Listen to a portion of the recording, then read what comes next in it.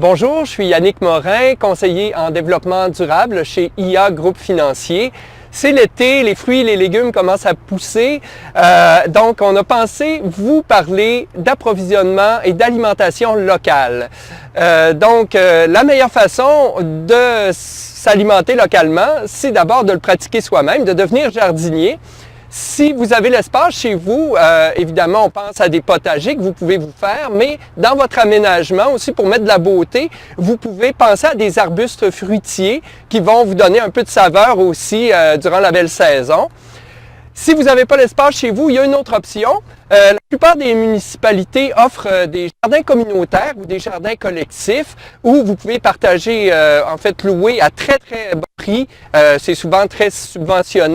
Un espace où vous allez cultiver vos variétés favorites et profiter souvent des conseils horticoles de vos voisins. Une belle activité sociale, très abordable et qui est très bonne pour la santé. Évidemment, pour la santé physique, jardiner, c'est un sport. Ça fait brûler 1000 calories, 3h30 de jardinage fait brûler 1000 calories, ça équivaut à 2 heures de course.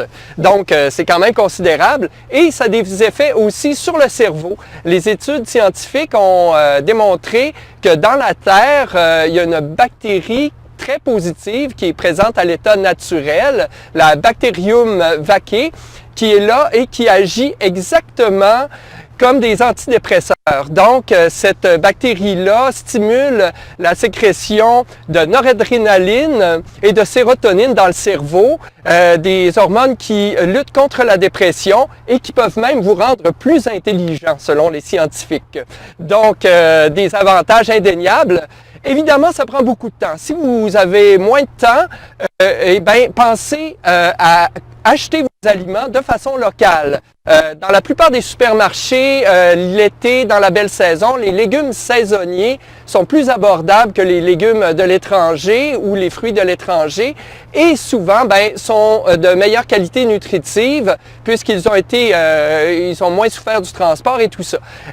Il y a une autre façon, si vous avez un peu plus de budget, c'est de faire un partenariat et de s'abonner par exemple à des paniers, souvent des paniers bio qui sont cultivés par des fermiers locaux ou même des agriculteurs urbains qui vont vous amener beaucoup de variétés au fil de la saison. Vous allez avoir des belles surprises, découvrir souvent des saveurs, des aliments nouveaux. Alors, c'est une belle façon d'ajouter de la fantaisie, de la saveur et de la qualité nutritive à son alimentation. D'ailleurs, ici, chez IA, on prêche par l'exemple, si on peut dire.